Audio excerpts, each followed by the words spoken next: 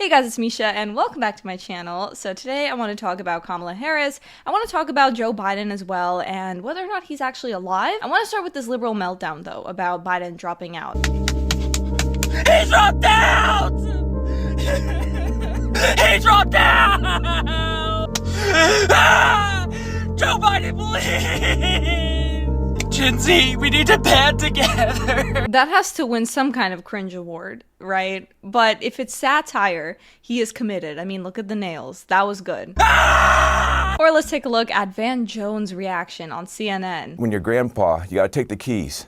And everybody, you gotta take his keys, you gotta take his keys. You gotta, and he's fighting, and everybody's so frustrated. And then you finally get the keys back, and then you just cry. Because this is somebody that you love. This is somebody that you care about. This is somebody who was there for you. This is somebody, you wouldn't be here without him. And you have to take something from him. Now, this is not, look, politics is politics.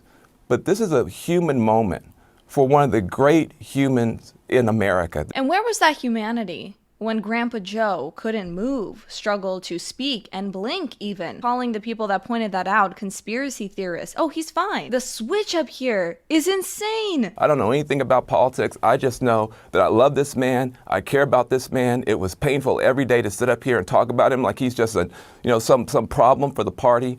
Wait till we get to the convention. You're going to see people crying, standing, screaming, cheering. He may not get a chance to talk for 10 minutes. We finally get a chance to put our arm around this guy. So everyone who's claiming to be so compassionate, oh, it's just like Grandpa, it's like Grandpa Joe. Where were you all this time? You're telling me the debate opened your eyes, right? Before that, Biden was doing great. Kamala Harris especially should be ashamed of herself because she's been covering this up for quite some time. Our president is in good shape, in good health, tireless, vibrant, and I have no doubt about the strength of the work that we have done. Joe Biden's legacy of accomplishment over the past 3 years is unmatched in modern history.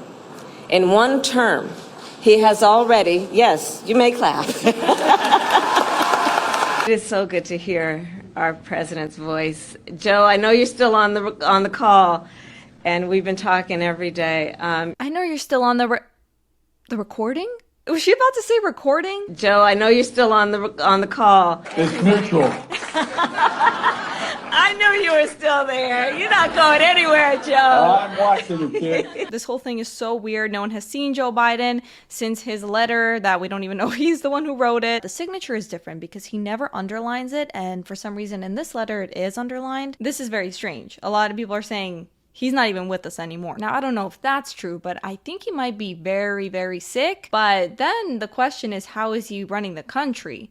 Who's running the country? Who has been running the country? And Trump made a good point. So we are forced to spend time and money on fighting crooked Joe Biden. He polls badly after having a terrible debate and quits the race. Now we have to start all over again. Shouldn't the Republican Party be reimbursed for fraud in that everybody around Joe, including his doctors and the fake news media, knew he was not capable of running for or being president? Just asking. Also, all this time, Joe Biden supporters were ignoring the subject of age. They were even predicting that the debate would go a lot differently, if you can remember this video. These Trump supporters are going to be incredibly disappointed tomorrow night when Donald Trump and Joe Biden debate because they view Donald Trump as a god and they think that Joe Biden is sleepy.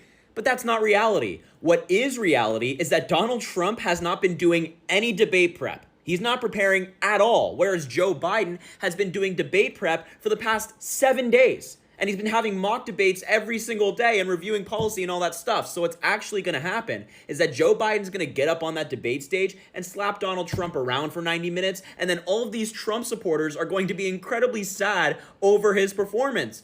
They'll never admit this, but they know it's true. About that, he's only 3 years older than Trump. But now that it's Kamala who's running, I think they're going to focus a lot on the age difference, right? And how Trump is too old. So there's going to be a switch up there for sure.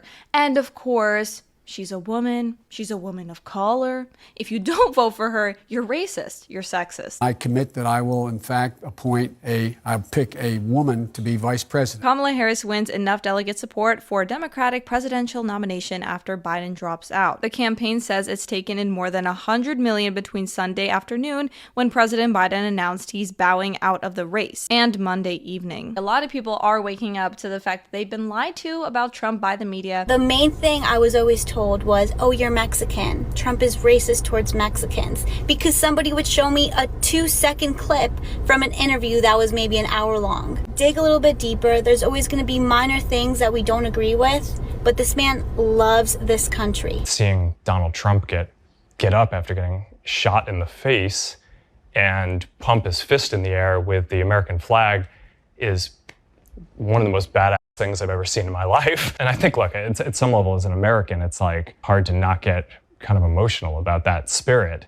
and that fight. And I think that's why a lot of people like the guy. But it's not all good news. There are a lot of memes and support coming from Gen Z, and a lot of it is focusing on she could be our first female president because that's what really matters, her gender and her race. Well, actually, I think we should focus on who would be best for our country, right? And take a look at the policies, not the fact that she's a woman and black. I want to take a look at some Kamala moments now. The governor and I, and we were all doing a tour of the library here and talking about the significance of the passage of time.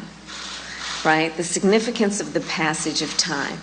So when you think about it, there is great significance to the passage of time in terms of what we need to do to lay these wires, what we need to do to create these jobs. And there is such great significance to the passage of time? Passage of time when we think about a day in the life of our children. Also, coconut tree. You think you just fell out of a coconut tree? You exist in the context of all in which you live and what came before you. And my personal favorite, Ukraine is a country. Ukraine is a country in Europe. It exists next to another country called Russia. Russia is a bigger country. Russia is a powerful country. Russia decided to invade a smaller country called Ukraine. So basically that's wrong. And of course, unburdened by what has been. I can imagine what can be and be unburdened by what has been. You know? What can be unburdened by what has been. What can be unburdened by what has been. What can be unburdened by what has been. What can be unburdened by what has been. And that's all for today's video, guys. Please let me know what you think about this in the comments below. Remember to like, subscribe, and hit the notification bell. Follow me on my other socials in the description, and I will see you all in the next video. Bye.